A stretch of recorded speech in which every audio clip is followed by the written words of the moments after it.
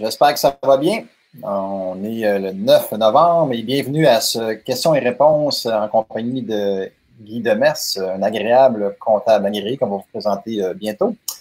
On est très heureux d'être avec vous aujourd'hui. Je ne sais pas si dans votre coin il fait beau, mais de mon bord, très ensoleillé, très agréable. Ça nous rend encore plus joyeux et heureux.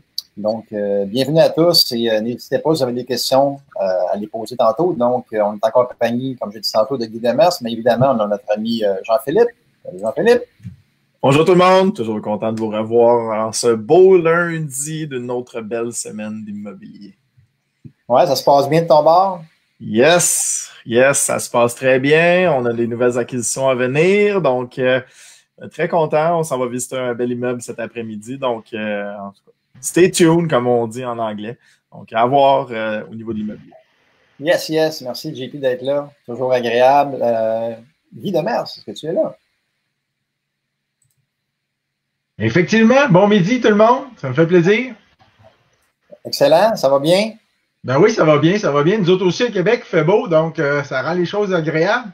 Surtout au mois de novembre, d'avoir une belle température comme ça, c'est surprenant et agréable.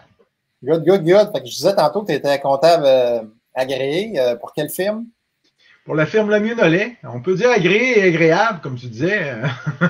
Oui, très agréable. Puis, tu fais quoi dans le fond? Tu spécialises dans quoi? Est-ce quelque chose qui, à part l'immobilier? Je vous dirais que ma grande spécialité, c'est vraiment l'immobilier. Le 3/4 de ma clientèle, c'est là-dedans. Puis la force que j'ai, c'est que je suis investisseur immobilier. Donc, je peux comprendre vos besoins, puis vivre. J'ai vécu probablement vos difficultés dans mon parcours. Puis là-dedans, c'est ça, je fais du flip, j'ai fait de l'investissement à long terme, j'ai des condos Airbnb à Québec et en Floride. Donc, on bouge, on est actif. Excellent, oui, hyper actif même. Excellent. Donc, on vous rappelle, les gens qui sont présents, de partager, si vous voulez bien, partager le live actuel et écrire dans le chat que c'est fait, comme quoi vous avez partagé. Et ceux qui vont le faire vont courir la chance de gagner un livre. Donc, transformer en opportunité des multilogements trop chers, qu'on a coécrit moi et JP. Et vous allez courir également la chance de gagner une formation de votre choix, donc une formation de 3 heures, que vous pourrez choisir laquelle, dans le fond, en contactant Julie au bureau. Et elle va vous inscrire à une formation. Donc, à vos claviers à tous, on est déjà quasiment une centaine. Habituellement, on monte aux alentours de 150. Donc, merci d'être là encore une fois. Et sans plus tarder, on a une première question pour toi, Guy. On va te tenir occupé. Je vais retourner dans mes questions en haut.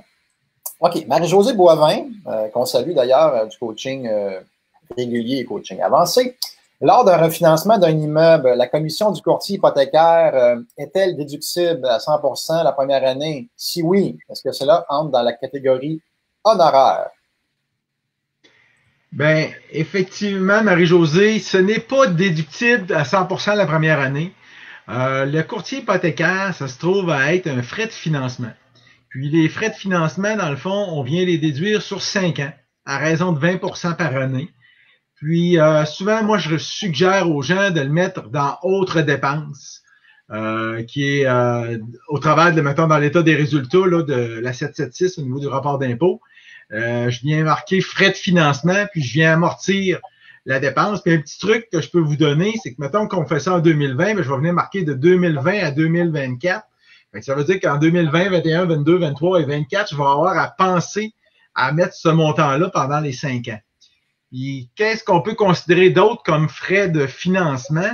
Les frais de financement, il n'y a pas juste le courtier hypothécaire. Il y a les frais SCHL qui sont traités de la même façon. Il y a les frais du banquier. Le banquier va vous charger 1 000 $ pour étudier votre dossier de crédit, tout ça. Donc, ça, c'est admissible. Il va y avoir les frais de notaire au niveau de l'hypothèque, l'acte hypothécaire. Donc, les frais aussi d'évaluateur. Souvent, la banque va vous demander de faire évaluer votre immeuble. Donc, ce sont des frais de financement qui se trouvent à être amortis sur 5 ans. Puis un des pièges que je m'amuse à dire, c'est nos frais SCHL. Parce qu'il n'y a rien qui figure. On n'a pas déboursé rien. Le prêt est juste plus gros de 5, 10, 15 000 $ et plus, même, des fois, dépendamment de la grosseur de l'immeuble. Fait que ça s'est rajouté sur le prêt. Fait que souvent, ça, c'est oublié. Par bien des comptables et des investisseurs, on oublie de venir déduire ces frais-là. Donc, pensez-y, ça va vite. 10, 15, 20 000 de frais SCHL à raison de 40 ben c'est 8 000 pièces de déduction d'impôt qu'on paye en supplément sur 5 ans. Donc, c'est d'y penser. Wow, bravo, Guy. Merci pour le truc. Un lunch payant déjà. C'est une super belle entrée. Yes, merci. En espérant que ça répond à ta question, Marie-Josée. On a ensuite Robert Gaucher, qu'on salue également du coaching. Robert, plusieurs volets à ta question, en espérant qu'on va être capable de répondre le mieux possible. À part des comparables, y a-t-il d'autres façons d'évaluer la valeur d'un flip? Tu as les comparables d'un courtier, tu as JLR qui va te permettre de faire également une petite étude de comparable, donc moins précis, beaucoup moins précis qu'avec les courtiers, mais plus d'immeubles vendus parce que JLR utilise les vendus qu'il y ait des courtiers ou non. Donc, on a plus de vendus avec JLR, mais beaucoup moins précis qu'avec un courtier. Sinon, il y a la méthode avec les batteurs agréés, mais là, ça coûte des frais, puis à chaque fois, ça n'a comme pas de sens, mais ça peut être une belle façon quand même de sécuriser ton flip. Le prix à payer, un autre volet de ta question, je te dirais ça dépend du secteur, ça dépend du type de flip. Tu sais, si on parle d'un flip réno ou un flip maquillage, qui va demander évidemment des travaux, je te dirais de payer un 25 % en bas de ce que ça vaut, parce que sinon, tu risques de flopper ta transaction à cause des frais d'acquisition, des frais de détention et des frais de revente et des travaux. Donc, un petit peu dur à être précis là-dessus, mais mettons la règle du pouce, 25 %. Et tu dis que les comparables, c'est pas tous les courtiers qui veulent les donner. Rassure-toi, tu n'as pas besoin de tous les courtiers. Tu as besoin d'un seul courtier qui va te les fournir. Donc, essaie de trouver un seul courtier avec qui tu vas travailler. Puis à la limite, tu pourrais y donner, je sais pas, je te donne 25 $. À chaque fois que tu me sors les comparables, tu vas y prendre 10 minutes, puis tu peux l'appeler peut-être 7-8 fois, 10 fois dans l'année. Mais je pense que ça vaut la peine d'être reconnaissant envers un courtier qui va te fournir des comparables. Reste à savoir si c'est un courtier indépendant, dans le sens qu'il n'est pas dans la transaction, parce qu'un courtier qui est dans la transaction, la nature humaine pourrait faire en sorte qu'il t'envoie les comparables les plus élevés pour te montrer que c'est une belle transaction. Je sais qu'ils ne feront pas tout ça, là, ils sont tous corrects, mais il pourrait en avoir certains qui auraient le réflexe de t'envoyer des comparables plus élevés pour te montrer que c'est bon. Fait que fais attention à cet aspect-là. En espérant que ça répond. JP, as-tu quoi à bonifier là-dessus? Non, tu es le maître des flips, Yvan, donc je te laisse répondre à cette question-là. Good. Est-ce qu'on a des gens qui ont posé des questions à Guy? Vous êtes gêné. Il y en a une question qui est sortie, Guy. Je vais te mettre sur la caméra dans un instant. Est-ce que lorsqu'on est meublé, c'était Anthony, donc lorsqu'on est loué meublé, est-ce que les meubles peuvent être déduits des impôts, Guy? Effectivement, au niveau des meubles, par contre, il faut les capitaliser. Il faut venir les inscrire dans une catégorie 8 qu'on appelle au fiscal, qui se trouve à les déduire à raison de 20 % par année, sauf la première année, parce que c'est la règle de demi-année. Donc, 10 % la première année, 20 % sur le sol dégressif à chaque année par la suite. Donc, je donne un exemple. Si j'achète poêle frigidaire pour 1 000 $, 1 000 $, la première année, je vais passer 100 $ à dépense. La deuxième année, 1000 moins 100, donc 900 à 20 %, 180 et ainsi de suite. Donc, c'est important. Par contre, je vous dirais que si vous louez meublé, mais avec un vieux poêle, un vieux frigidaire que vous avez payé 250 sur les packs ou quelque chose comme ça, là, on peut le passer à la dépense. En haut de 500, on capitalise. En bas de 500 $, mettez ça à la dépense. Excellent, Guy. Est-ce qu'on peut faire x3 la première année? Oui, effectivement, là, dépendamment, là, il faut être dans le neuf, puis il y a des règles à respecter. Mais oui, il y a certaines dépenses, certaines capitalisations là, que présentement, on est dans une période de bonification que l'impôt a créée là, pour venir déduire davantage par rapport à ça. OK, merci. Oui, excuse-moi, Yvan, je ne voulais pas te couper. On vient tout juste de recevoir une autre question sur Pose ta question sur la page du club. Guy, je te la lis. On ne l'a pas nécessairement dans les questions ici. Mais est-ce que les frais de déplacement en gaz pour les visites d'immeubles sont déductibles d'impôt? Ça, je vous dirais que, on va faire un petit côté fiscaliste, ça dépend. OK? À ce niveau-là, ce que j'oserais dire, c'est que, pour déduire des frais d'automobile, la notion fiscale, c'est qu'il faut au moins avoir un parc immobilier. Parc immobilier, c'est d'avoir au moins 2 immeubles dans lesquels on n'habite pas. Donc, si je vis dans un triplex et j'ai un 6 logements, je peux pas venir déduire mes dépenses. Mais si je vis dans une maison, puis j'ai un triplex et un 6 logements, oui, je peux venir déduire mes dépenses. C'est sûr qu'il faut que ce soit justifié. Dans le fond, je peux tout déduire mes dépenses auto, là. Que ce soit mes intérêts ou ma location, le gaz, l'essence, l'entretien, les assurances, tout en lien avec l'automobile est déductible au prorata de l'usage que j'en fais pour les fins immobiliers. Donc, si dans l'année, j'utilise mon véhicule pour 20 000 kilos, puis que j'ai fait 2000 kilomètres pour des visites, pour différentes affaires, pour transporter des outils, pour aller collecter les loyers, tout ça, ben là, je vais pouvoir déduire 10% de tous mes frais d'automobile. C'est le principe. Mais n'oubliez pas, il faut avoir un parc, pas juste un immeuble, 2 immeubles dans lesquels on n'habite pas. Donc, puis peut-être pour faire un petit parallèle là-dessus, Jean-Philippe, des fois, une des dépenses qu'on peut penser, c'est aussi le frais de bureau à la maison. Ça m'emmène à penser à ça parce que les gens, encore là, viennent dire, c'est quand que je peux déduire ça? Ben, frais de bureau à la maison, c'est si j'ai un parc. C'est la même condition que des frais d'automobile. Donc, frais de bureau à la maison, pensez vos intérêts hypothécaires, vos assurances de la maison, l'entretien. Souvent, une maison va coûter minimum 10 000 $ par année. Ben, si ça me coûte 10 000 $ par année, exemple, mon bureau occupe 10% ou 5%, ben, je viens de trouver 500 000 $ de dépenses. Donc, ça vient de réduire mes impôts, mon fardeau fiscal. Hey Guy, question. Oui. J'ai une maison, c'est dans la même lignée, mais c'est ma créativité que s'est fait aller. J'ai une maison, puis j'achète un petit duplex là, que je loue. Puis j'ai un chalet, moi je m'achète un chalet, puis j'y vais. Puis ça donne que 2 fois dans l'année, je vais le louer une semaine, ce chalet-là. Et là, est-ce que ça devient un autre immeuble locatif? Ben là, tu t'en profites aussi perso. Faut vraiment pas. Faut avoir 2 immeubles locatifs lesquels on ne bénéficie pas davantage. OK, c'est bon. Ouais. C'est bon. Good. Excellent. Il y avait Marie-Josée qui posait la question ici, juste pour bonifier, 2 immeubles, un condo loué, est-ce que ça compte? Donc, oui, ça compte, Marie-Josée, à ce niveau-là. Excellent. Hugo Lévesque, c'est facile pour toi, Guy. Hugo Lévesque, imposition sur gain en capital sur la vente d'un immeuble propriétaire occupant, pour l'interrogation. J'imagine que, est-ce que si je vends une propriété, je suis propriétaire occupant, est-ce que j'ai l'impôt payé sur le gain en capital? Ben, exemple, si on prend l'exemple tantôt d'un triplex, ben, j'en habite un tiers, puis l'autre 2 tiers, je le loue. Ben, c'est sûr que sur le tiers que je vais vendre, qui est ma propriété personnelle, celle-là, le gain en capital ne sera pas imposable. Faut que je vienne remplir quand même des formulaires. Faut que je vienne compléter face à l'impôt de dire oui, j'ai fait un gain, mais ce gain-là est exonéré en tant que résidence principale. Puis le reste, le 2 tiers du gain, lui, il va être imposable. N'oubliez pas, un gain en capital toujours imposable à 50%. Donc, exemple, on fait un gain en capital de 100 000 sur les 2 tiers.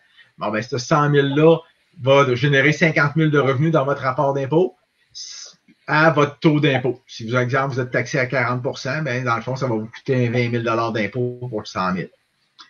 Peut-être ne pas oublier, par contre, des fois, les gens ont la notion de gain en capital, mais n'ont pas la notion de récupération d'amortissement.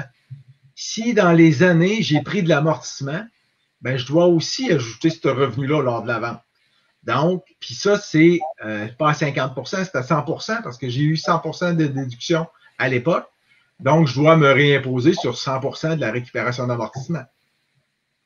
OK, c'est bon. On va plus loin encore, moi. Vas-y, garde-toi. Donc là, oui, gain en capital. Si je l'ai acheté, mettons, je le détiens d'une compagnie, l'immeuble, que j'habite pas, parce qu'on parle de propriétaire occupant, mais tu as bifurqué un peu sur un immeuble à revenu. Est-ce que je peux me prévaloir du CDC? Oui. Si la beauté de la chose, c'est quand on détient des immeubles dans une corporation, effectivement, que le gain en capital, le gouvernement n'a pas voulu léser les gens. Le gouvernement est venu dire, si j'ai fait 100 000 sur un gain en capital, personnellement, j'aurais eu 50 000 qui n'est pas imposable. Donc, si je le fais via une corporation, ben, ce 50 000-là s'en va dans un CDC, le compte de dividende en capital, d'où l'abréviation, et ce dividende-là peut sortir libre d'impôt de la compagnie. Donc, des fois, c'est des stratégies intéressantes pour être capable de sortir de l'argent de la compagnie sans payer d'impôt. Puis ça, je peux bonifier, mais informez-vous à votre comptable préféré, votre fiscaliste, il y a peut-être de l'argent qui dort là. Il y a des gens qui avaient des CDC avec des montants faramineux là-dedans parce que ça ne savait même pas que ça existait. Fait que, un autre truc payant. Oui. On avait, à 12h10, il y avait quelqu'un, Marc-André Dion, pouvons-nous déduire les outils que nous utilisons pour faire les travaux dans l'immeuble? Oui, sans aucun problème. Même principe, à ce niveau-là. Si c'est des outils en bas de 500, habituellement, on va comme les passer à la dépense dans petits outils. Il y a même une catégorie fiscale qui est de catégorie 12 qui déduit ça à 100%. Par contre, quand on va parler d'exemple, un banditier à 800$, à 1000$, ben là, on va venir le capitaliser dans la catégorie 8 qui va venir passer à 20% par année, toujours avec la déduction de demi-année la première année, effectivement. Excellent, merci. L'autre question, on va la tenter, là. Je vais tenter de la lire telle quelle, puis tu vas essayer de décoder c'est quoi la question. Je suis jeune, c'est Jimmy qui pose la question. Je suis jeune et j'ai peu de liquidité pour des mises de fonds, donc j'investis dans des duplex. Jusque-là, c'est simple. Exemple que je veux une société par immeuble, OK, pour démontrer un bon RCD. Je ne suis pas sûr que ça s'applique. Est-ce mieux que mes sociétés ne soient pas liées ou si elles sont filiales, qu'il n'y a pas de problème? Ça, on va parler d'une question de structure. OK? Question de structure, c'est certain que à ce niveau-là, la société, quand on ne veut pas toucher notre ratio de couverture de dette, si je devine un peu la question de Jimmy, c'est qu'il veut s'assurer de garder son dossier de crédit impeccable. Donc, il peut peut-être faire des acquisitions via une société en non collectif ou via une société incorporée. Si on fait ça, la société en non collectif, on peut avoir des partenaires, tout même comme la Inc. aussi. Puis c'est sûr qu'on n'affecte pas notre dossier de crédit. Mais en immobilier, de se donner des grosses structures comme ça pour avoir 10, 15, 20 portes, j'ai même des clients à 50 portes qui détiennent personnellement. Donc, ça vaut pas nécessairement des fois la peine de créer des structures, à part d'être payant pour le comptable et le fiscaliste. Mais ça, on travaille pas comme ça. On veut optimiser votre situation. Puis bien souvent, je vous suggère de l'acheter personnellement. Puis de faire attention à votre ratio de couverture. C'est sûr qu'à un moment donné, des petits duplex, des triplex, etc., comme Yvan enseigne dans le coaching, on va plutôt penser de dire il est peut-être plus facile d'acheter un 6 logements que d'acheter un triplex à cause justement des ratios de couverture de dette et tout ça. Le banquier va avoir le réflexe de regarder l'immeuble en soi quand on a 6 portes et plus. Il regarde si l'immeuble s'autosuffit et si oui, là, il ne se préoccupe plus de votre ratio de couverture de dette. Donc, ça, c'est mon côté investisseur plus que mon côté comptable qui vous parle. Yes, puis j'allais bonifier justement là-dessus. Il faut que tu comprennes, Jimmy, que le RCD, que le ratio de couverture de dette, est applicable aux 6 logements et plus. Puis là, tu nous parles de duplex. Dans le cas des duplex, c'est l'amortissement brut de la dette et l'amortissement total de la dette, ce qu'on appelle ABD, ATD. Donc, c'est ces deux paramètres-là qui sont considérés dans le calcul pour le banquier et non le ratio de couverture de dette qui s'applique aux 6 logements et plus. JP? C'est ce que j'allais dire, en fait. C'est ce que j'allais dire. Donc, je pense qu'il y a juste une confusion au niveau du terme, le ratio de couverture de dette duplex. Pas vraiment. C'est plus ABD, ATD. Je savais que tu allais dire ça, je me suis dépêché de dire avant toi. Ouais, c'est correct, c'est correct. Tu vas battre le fait d'arriver. Ah, c'est une blague. Carl Brouillette, question pour Guy, populaire ce Guy, ce midi. Profitez-en, il est là. Quelles sont les 2-3 dépenses que les gens oublient le plus dans leur rapport d'impôt à part les frais de CHL? Les 2-3 dépenses, je vous dirais, on l'a dit tantôt un petit peu, frais de bureau à la maison, frais d'automobile quand on a un parc. Ça, c'est souvent oublié. Les gens ne le considèrent pas. D'autres petites dépenses, souvent, vous avez un compte de banque à part pour votre immobilier. Fait que les gens ne pensent même pas à tout déduire les frais bancaires relativement à ça. C'est pas des gros montants, mais tant qu'à avoir un compte à part, c'est devenir les. Fait que d'où, des fois, je vais suggérer à un client de faire une petite comptabilité. Ne serait-ce que sur un tableau Excel. Des fois, pour un 6 logements, on n'a pas nécessairement besoin du gros logiciel. Mais un petit tableau Excel qui va venir vous dire tous les frais qui passent dans le compte de banque, puis automatiquement, ça nous évite d'en oublier. Parce qu'on n'a pas le choix, on passe transaction par transaction, on s'assure. Donc là, on ramasse nos frais CHL, on ramasse tous nos frais, les frais de la banque, etc., vont passer dans les écritures. OK. Excellent. Je suis en espérant que ça répond à la question.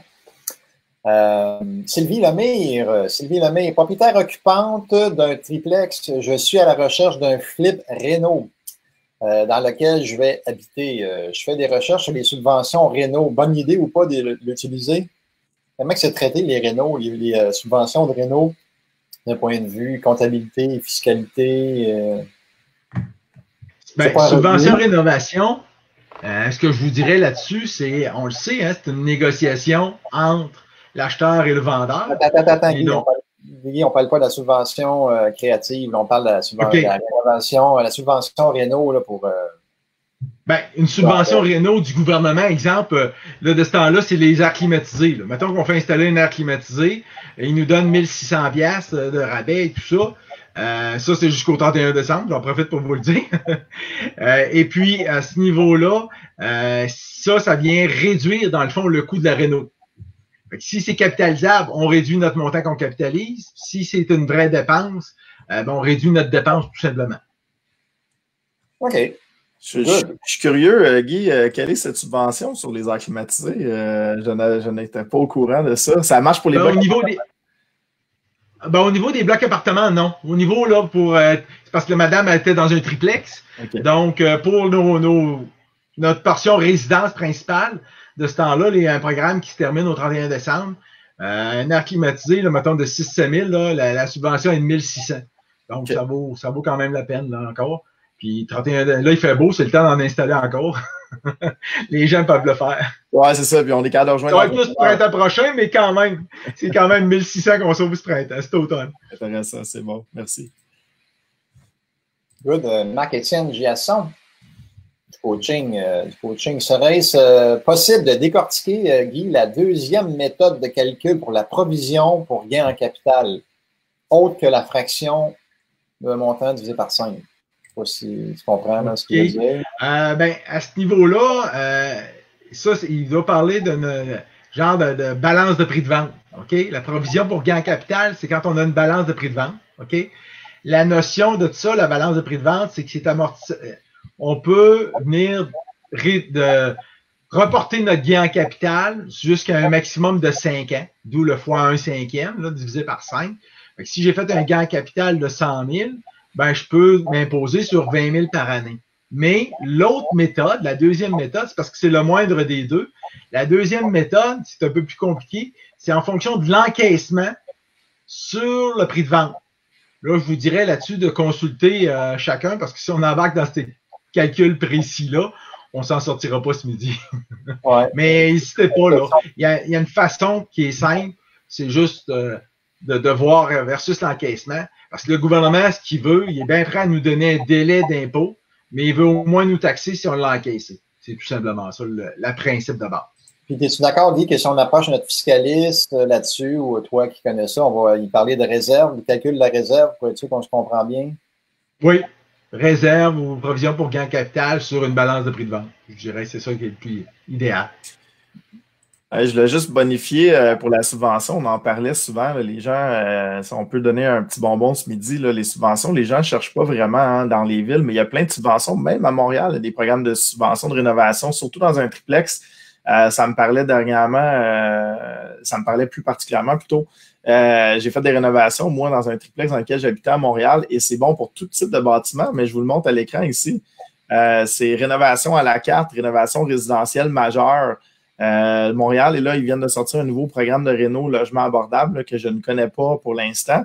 Mais rénovation à la carte, rénovation résidentielle majeure, regardez ça, c'est très, très intéressant pour les propriétaires de multilogements, mais également pour les propriétaires occupants. Moi, j'avais fait 75 000 de rénovation à l'époque, j'avais reçu 37 000 en chèque de la ville. Donc, voilà, je voulais juste le partager avec les gens, là, de regarder. Là, je sais qu'on n'est pas en province, pas en canadien, pas en mondial, mais regardez dans votre ville où est-ce que vous investissez, ça vaut la peine. Effectivement, je vis la même chose, moi, sur un de mes immeubles à Trois-Rivières. Je suis en train de refaire la façade, puis j'ai la chance que 50% de la façade va être payée par la municipalité. Saint-Hyacinthe, même chose. On est exactement là-dedans aussi. Magnifique, ça. Hein?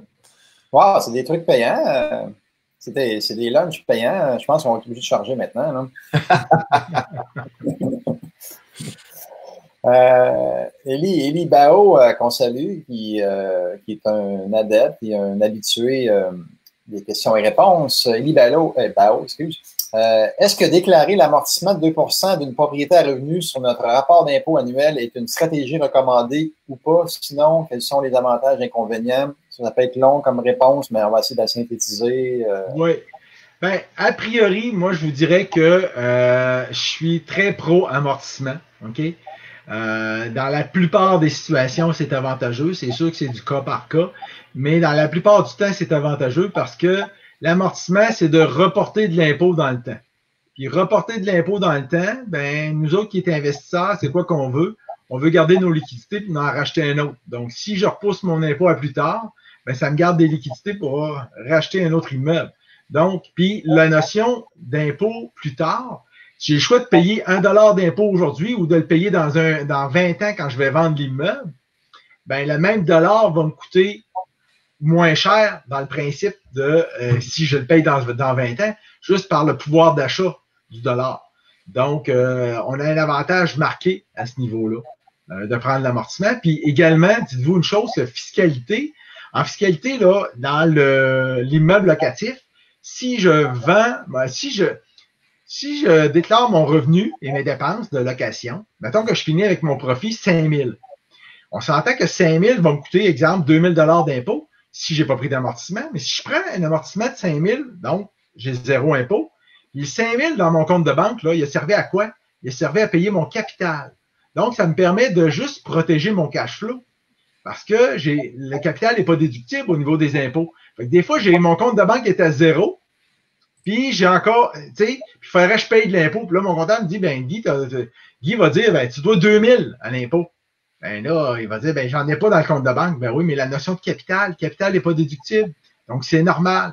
Fait que si vous voulez éviter des fois des petites chicanes de couple, puis de prendre l'argent de votre job ou de madame pour payer les impôts de votre parc immobilier, ben des fois, l'amortissement est avantageux. Excellent. Merci, Guy. Naya Imo, ma maison est déjà déduite pour mon entreprise, donc dans son T1, si je comprends bien. Et je possède 3 blocs. Est-ce que je peux faire une double déduction? Non, bien important. C'est toujours en fonction de la superficie. Si, par contre, le bureau de travail à la maison, parce que madame elle semble être un travailleur autonome à la maison, ben c'est sûr que si elle a un petit coin de remise pour l'immobilier, ben peut-être qu'elle peut déduire un 5% supplémentaire. Mais si c'est le même espace de travail, on le déduit soit dans 21-25, soit dans les immeubles locatifs. Mais on ne peut pas le déduire aux deux. Good. Anas du coaching à Québec, salut. Content que tu sois là. Question, je suis proprio de mon condo et je décide de le louer car je m'achète une maison. Dois-je évaluer par un évaluateur agréé mon condo avant de le louer? Ben ici, on parle d'une notion très, très importante. C'est le changement d'usage. Changement d'usage, on déclenche un effet d'impôt. Donc, si je suis propriétaire de mon condo et j'habitais dedans, ben là, à ce moment-là, en principe, il faut que je le fasse évaluer pour venir dire, ben là, si je l'ai payé 200 000, mon condo, qu'aujourd'hui, il vaut 250 000, ce 50 000-là, je vais le protéger. Je vais venir faire une disposition. Il ne sera pas imposable parce que j'habitais dedans, mais je vais venir le déclarer. Puis là, mon coût, maintenant, pour ma portion locative, devient 250 000. Je repars au jour 1, au moment que je commence à le louer avec la nouvelle valeur. Donc, oui, c'est important. Puis, pourquoi un évaluateur agréé? Ben, c'est parce qu'il y en a qui vont dire, ouais, mais je vais me fier sur le compte de taxes, je vais me fier. Et c'est trop vague. À ce moment-là, je vous recommande d'avoir ça parce que c'est des choses très, très importantes qui sont souvent vérifiées par l'impôt. Puis, un évaluateur agréé, ben, on est capable de défendre la valeur via la cour, via n'importe quoi, face à l'impôt, si on a à se défendre. Good, merci Guy. Ça répond en partie, même, ça répond à la question de Véronique Gaudet, qui avait une question du même ordre. J'en ai une, moi, qui me vient à l'esprit, là. La COVID, là, y a-t-il des particularités dans le rapport d'impôt si on a eu des trucs là, par rapport à des subventions ou des allègements ou peu importe, là, comment ça a été traité, ça? Ben, ça va nous en emmener, ça, au niveau de ça. La COVID fait qu'on s'entend que le télétravail est devenu de plus en plus populaire. Donc, télétravail implique des dépenses à la maison. On s'est fait un bureau à la maison, on a des choses comme ça. Par contre, pour pouvoir déduire des montants, il va falloir que les employeurs fournissent un formulaire. On appelle ça le formulaire T2200, puis le TP64.3, qui est 2 formulaires pour venir. Attends un peu, JP va l'écrire dans le chat, si tu permets, parce que oui. Quelqu'un va reposer la question. Ah, c'est quoi le numéro encore? C'est le T2200 au fédéral. T2200. Et le TP64.3 au provincial. Ces 2 formulaires-là, dans le fond, ce qu'ils nous permettent, c'est de pouvoir déduire des dépenses à la maison pour notre travail. Puis ça, c'est qu'il faut que l'employeur nous ait autorisé à. Là, ça va faire tout un remue-ménage cette année parce que la plupart des gens n'avaient pas de ça. Et là, la plupart ont été travaillés à la maison 2 mois, au mois de mars-avril, puis là, peut-être même un peu cet automne, suite au 2e confinement. Donc, c'est sûr que, en principe, on pourrait venir déduire des dépenses. Puis les dépenses qu'on peut déduire, ben, c'est notre électricité, notre Internet, tout ça. Hein, on veut pas, on a notre bureau à la maison. Donc, on peut déduire ces dépenses-là, mais il faut ce document-là, sinon le gouvernement va refuser ces choses-là. Donc, est-ce que les employeurs vont se mettre à la page? C'est le nouveau défi. Ça va être à suivre ce printemps, là, à partir du mois de février, pour chacun d'entre nous. Puis oui, osez le demander à votre employeur. Excellent. La prochaine, on va te donner un petit break. Je vais répondre au meilleur de ma connaissance. JP pourra bonifier. Puis si jamais on n'a pas fait le tour de la question, tu pourras répondre à la fin. Karine a dit quels sont les avantages et désavantages de balance de vente d'un point de vue vendeur? Ben, l'avantage, comme a dit tantôt Guy, c'est que le vendeur va pouvoir reporter une partie de ses impôts, dépendamment de la stratégie qu'il va utiliser là, année après année, mais normalement sur un maximum de 5 ans. Des avantages, ben, c'est bien simple, là, il ne touche pas la totalité de son argent qu'il aurait pu toucher parce qu'il vous en finance une partie. Donc ça, c'est un désavantage. Un avantage de balance de vente pour lui, c'est qu'il prête de l'argent, il fait un taux d'intérêt, puis en plus, il est garanti sur un immeuble, parce qu'il va prendre une hypothèque normalement de premier ou deuxième rang, dépendamment de la situation. Puis, ça va venir sécuriser son placement. Fait qu'au lieu de le placer à la banque à du 1%, il va peut-être vous le prêter à du 4-5%. Puis, en plus, il va être garanti par une hypothèque sur l'immeuble qui est en train de vous vendre. Donc, il connaît l'immeuble, puis il n'arrête pas de vous le vanter depuis le début de la discussion. Fait que, regarde, c'est un bon immeuble, ça devrait bien aller. Donc, ça, c'est un avantage pour le vendeur. Contrairement à le placer à la bourse où ça se peut que ça plante dans un an. Fait que ça, c'est un autre avantage.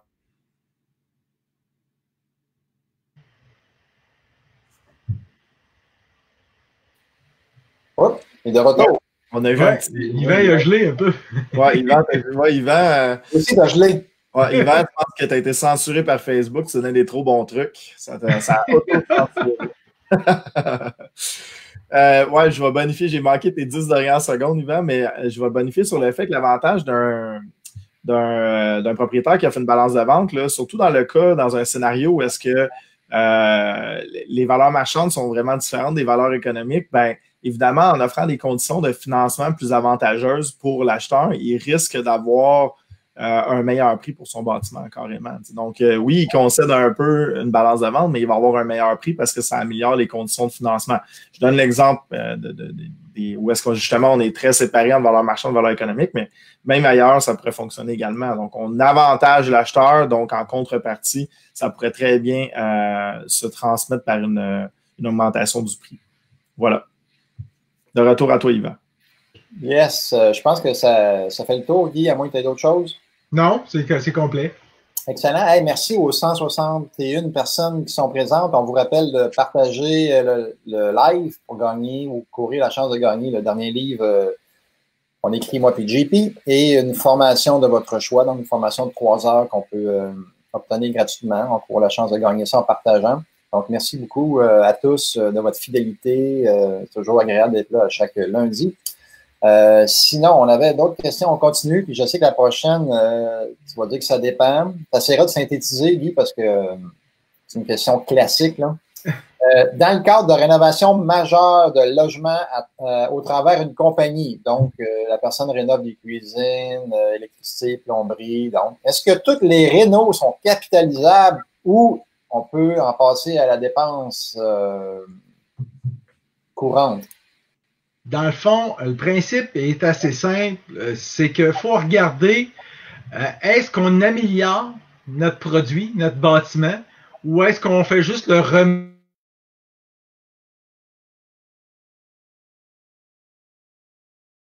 On veut être succinct, donc pour vous répondre, c'est vraiment ça. Donc, pensez à, est-ce que j'ai utilisé, exemple, les mêmes matériaux? Je refais une toiture. Oui, la toiture, ça coûte cher, c'est 10 000, 20 000, dépendamment de la grosseur d'immeuble. Bon, ben, si j'ai mis 20 000, il y en a qui vont dire, ouais, il faudrait que je capitalise. Non. Si j'ai une toiture en bardeau, j'ai refait une toiture en bardeau, je passe carrément à la dépense sur cette 20 000-là cette année.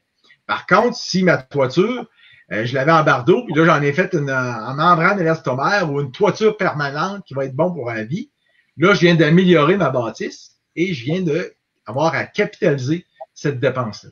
Donc, c'est vraiment ça. Même à faire les balcons en bois que je défais puis je refais en bois, pas de problème, je les passe à dépense. Si je les refais en ciment, je vais capitaliser, j'ai amélioré mon produit. Donc, les armoires de cuisine, même principe. Les revêtements de plancher, j'étais en vinyle ou j'étais même en bois franc, mais il était fini, j'ai refait un plancher de vinyle. Je me suis pas amélioré, j'ai pas refait en bois franc. Ou j'étais en vinyle et là, j'ai fait en bois franc. Là, je me suis amélioré. Donc, pensez, je m'améliore, je capitalise, je garde le même type de matériaux, je passe à la dépense. Excellent. Adam, Dimitri, une question assez simple, facile à répondre, mais peut-être bonifiée sur les honoraires. J'aimerais savoir s'il y a des frais à s'incorporer puis à payer à chaque année si on fait pas de profit. Là. Est-ce qu'il faut que je paye les oui. frais? Ben, dans le fond, là, à part les frais d'incorporation au départ, à chaque année, par la suite, pour une compagnie, il y a toujours les frais du registraire des entreprises. Présentement, il est à 92 $. Puis, il y a des frais de comptable pour avoir à produire son rapport d'impôt. Même si la compagnie est inactive, on a une obligation de produire un rapport d'impôt à chaque année. Fait que, grosso modo, ça va vous coûter 600-700$ par année, garder une compagnie en vie qui est inactive. Fait que des fois, on dit, ça vaut-tu à peine? Ça vaut pas à peine? On la ferme-tu? Ben, c'est dépendamment de vos projets futurs. Un conseil que je vous donne, qui ne s'applique pas nécessairement juste à la comptabilité, mais de façon générale, quand on va avoir un professionnel avec nous, que ce soit, mettons, un avocat, un comptable, un inspecteur, un évaluateur, magasinez pas juste le prix. Là. Souvent, les gens vont dire, je vais prendre tel inspecteur parce qu'il est 100$ de moins que l'autre. C'est pas le prix qu'on magasine, c'est la qualité de l'intervenant qu'il faut avoir. Donc, en comptabilité, je sais que il y en a qui sont plus chers, moins chers, mais si celui qui est 300$ de plus vous fait sauver 15 000 sur un truc que l'autre ne savait pas, ben, je pense que ça calcule votre travail. Hein? Okay. Donc, à moins que tu aies quelque chose à ajouter là-dessus, Guy? Non, écoute, on vient justement, comme on disait tantôt, les petites dépenses qu'on trouve ici et là. L'autre comptable qui n'a pas posé la question, mais il ne l'a pas vu. Puis, ça peut être coûteux finalement. Parce qu'il ne connaît pas, parce que ça, je raconte ça souvent dans les formations ou les gens que je vois au club. Ils disent, ben, j'ai donné ça à mon comptable, mais le comptable, il oublie plein de choses parce qu'il ne connaît pas la comptabilité, il ne connaît pas l'immobilier, il connaît la comptabilité, là, les principes de crédit débit, tout ça, mais il n'y a pas de notion d'immobilier, fait qu'il échappe plein de dépenses que vous auriez pu bénéficier, mais parce qu'il ne savait pas, ben, ça nous a coûté des milliers de dollars pour ça. Ça vient de vous coûter des milliers de dollars en argent non récupéré. Exactement. L'autre est bien simple, Joanie. Joanie, je vais répondre parce que c'est très simple. Elle dit, j'achète un flip 300 000, je mets 80 000 de réno et je revends 450. Est-ce que le montant des rénos est déduit de mon gain? La réponse est oui. C'est une dépense admissible. Peut-être à ce niveau-là, il vend. Dépense d'entreprise, parce que c'est une entreprise que vous allez générer. Quand on fait un flip, on génère un revenu d'entreprise, donc dépense d'entreprise et non dépense capitalisable. Okay? C'est bien ça, Guy? Oui, c'est bien ça. Un revenu d'entreprise et non pas un gain capital. Très important. 9 sur 10. OK, j'ai passé, c'est bon. Anas, en immobilier, l'exonération cumulative des gains en capital existe-t-il? Sinon, dans quel cas ça peut s'appliquer? J'imagine que c'est le 884 000 là, qui parle. C'est ça. Ça n'existe pas en immobilier, ça existe sur des revenus d'entreprise exploités activement. Donc, des compagnies, exemple, une usine ou quelque chose comme ça, ou ça va exister également sur des biens agricoles. Donc, c'est les deux biens. Mais en immobilier, à livre là jusqu'en 2002, je crois, et on avait 100 000, mais maintenant, depuis 2002, ça n'existe plus. Puis, malheureusement, on est taxé à partir de la première pièce qu'on fait. Excellent. Hey, on se dirige bientôt vers la fin, déjà moins 20, encore un bon 10 minutes. On va passer au dessert avec Adam. Adam, Dimitri, une petite facile. Guy, toujours pour ma question de s'incorporer, à partir de quel nombre de portes on s'incorpore ou ça devient rentable de le faire? C'est pas un nombre de portes comme d'où vient l'argent puis comment qu'on est structuré. OK? Parce que, comme je vous disais tantôt, il y a des gens à 50 portes qui sont encore perso, puis il y en a à 20 portes qui sont incorporées. Puis pourquoi? Ben, exemple, si, je sais pas, je suis un informaticien, puis que mes revenus viennent d'une compagnie Inc., puis que je veux prendre cet argent-là pour la réinvestir en immobilier, ben là, peut-être que c'est intéressant de me faire une compagnie. Parce que je prends des fonds avant impôt, plutôt que de les sortir personnellement. Je prends un fonds avant impôt, puis je l'envoie dans une autre compagnie pour investir en immobilier. Mais si l'argent vient de mes économies, vient de ma maison que je refinance ou tout ça, ou les immeubles que je détiens et que je refinance, aucun intérêt à s'incorporer. Sauf si on parle de flip. Là, on parle de d'autres notions. Quand on va dans le flip, on va parler d'incorporation pour aussi une question de protéger nos acquis, étant donné le risque qu'il y a supplémentaire pour faire des flips. Excellent, merci Guy. Prochaine, Caroline Urbain du coaching. Salut Caroline, qui a fait 5 offres d'achat dans une journée. Bravo, bravo. J'ai hâte de voir s'il y en a qui vont, des vendeurs qui vont accepter ton offre là-dedans. Peut-être tu vas avoir 5 refus, mais bon, ça fait partie de la game. Bonjour, quand on achète personnellement un immeuble qui fait partie d'une Inc., quelles sont les particularités à considérer? Dans le fond, si on l'achète personnellement, il n'y a rien de spécial à ce niveau-là. C'est la personne, c'est le vendeur qui va recevoir l'argent dans la Inc., qui va avoir éventuellement à sortir l'argent de sa Inc. ou à la dissoudre ou la garder comme une compagnie de gestion. Un holding, dans le fond, ça serait comme son holding, puis il va sortir l'argent à temps par année pour son imposition à lui. Mais pour l'acheteur que vous êtes, il n'y a aucun impact. Là. On achète de la Inc. et puis tout ça. Mais si tu permets que je bonifie, puis oui. Tu me corrigeras si je me trompe, sans être avocat en droit immobilier, tout ça, mais il pourra, tu pourras avoir moins de recours, moins de recours en vice caché, dépendamment de la situation du vendeur, s'il y a encore des immeubles dans sa compagnie, si elle est vide, si elle est opérante encore ou non. Donc, il y a plusieurs particularités, mais l'aspect de la garantie légale ou des recours plutôt contre le vendeur pourrait être réduit. À cause que celui qui vend, il vend un immeuble dans une société. C'est bon? Jay Siddle, j'ai pas lu la question. Bonjour. Nathalie? Allô?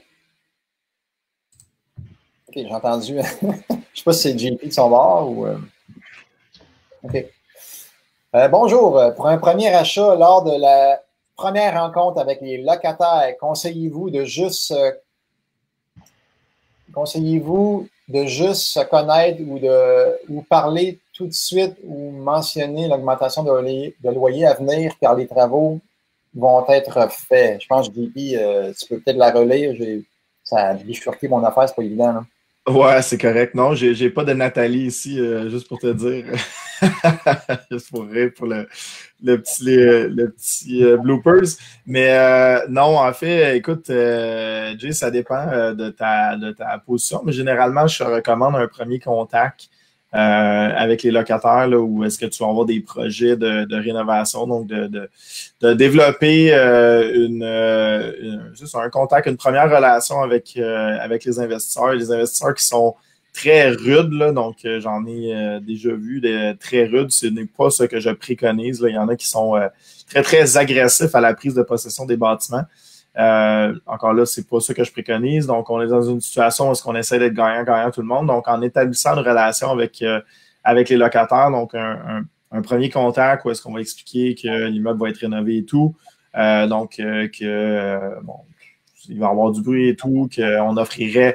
En fait, je pense qu'Yvan, il y avait la phrase magique là, de dire qu'on accepte que votre bail soit résilié sans pénalité. Là, on peut dire ça. Ou sinon de dire, écoutez, on peut toujours négocier quelque chose. Donc, d'essayer d'arriver dans un terrain gagnant-gagnant, là, comme dit si bien Jean-Pierre Dussault à Québec.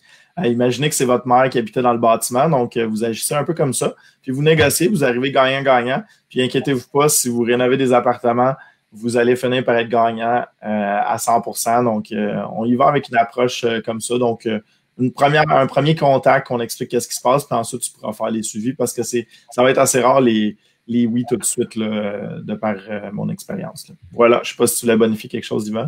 Non, mais je vais te laisser me prendre un petit break d'animation pour te laisser H et Priscilla. Priscilla, ça fait longtemps qu'on ne les a pas vus. Ils sont de retour. Absolument, donc parfait. Donc, si on a des travaux majeurs à faire et nous avons un prêt réno disponible pour 12 mois, que faire quand les dépenses majeures afin qu'ils soient capitalisés doivent être faits après un an, n'est-ce pas? Oui, je pense que Guy, hein, c'est tout en rentrant dans les subtilités là, des zones grises, quand on prend possession d'un bâtiment puis qu'on remet tout à l'ordre, c'est-à-dire toiture, briques, fenêtres et autres, ça pourrait passer comme une dépense capitalisable. Est-ce que j'ai tort? Effectivement, il y a un risque supplémentaire quand on le fait la première année.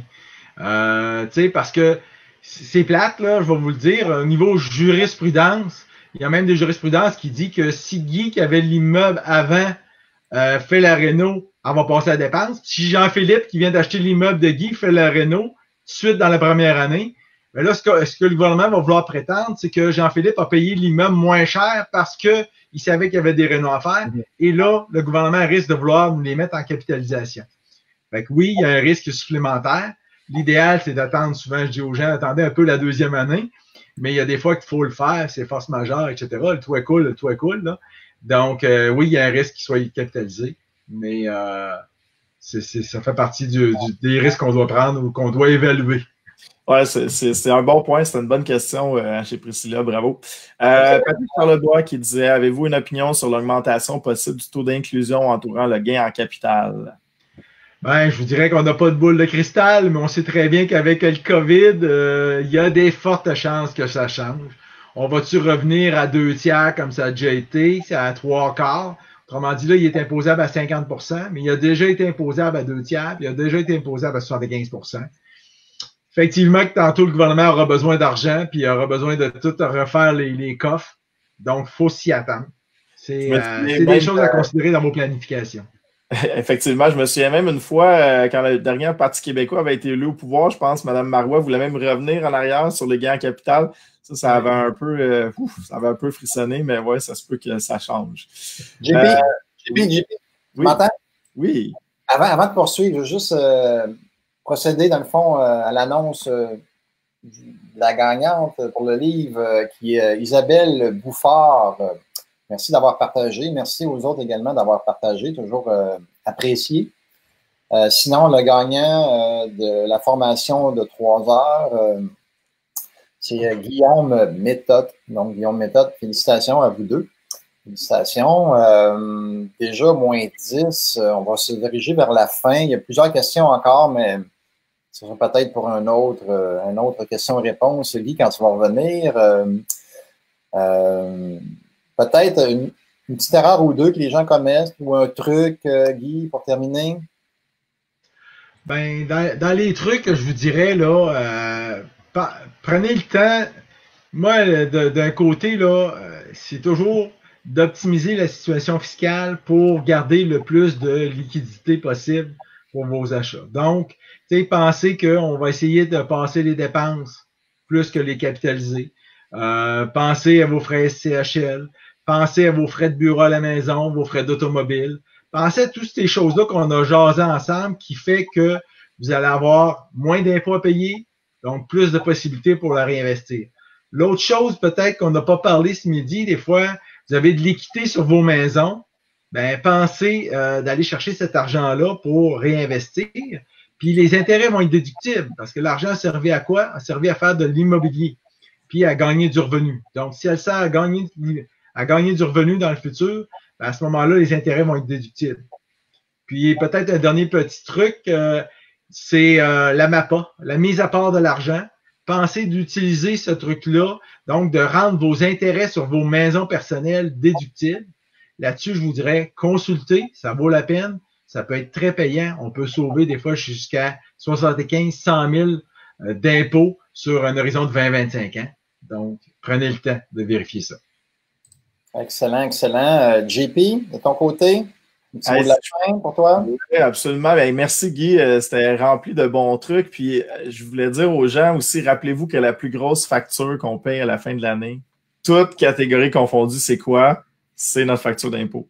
Okay? C'est toute catégorie confondue, c'est la plus grosse facture qu'on paye à la fin de l'année. Donc, d'investir avec des services professionnels, comme par exemple avec toi, Guy, ça vaut la peine. On va sauver des dizaines de milliers de dollars. Donc, soyez pas, coupez pas les coins ronds là-dessus. Des appels à des professionnels, ça vaut la peine pour réduire ça. Je fais souvent le parallèle avec les gens qui passent 30 minutes, 1 heure avec Vidéotron ou Bell pour essayer de sauver 5 dollars par mois sur leur forfait, mais ils ne prendront pas un comptable pour leur état financier. Donc, voilà, c'est la plus grosse facture. Donc, rappelez-vous ça quand vous allez vouloir sauver un peu sur des tarifs de fiscaliste comptable. C'est vraiment important.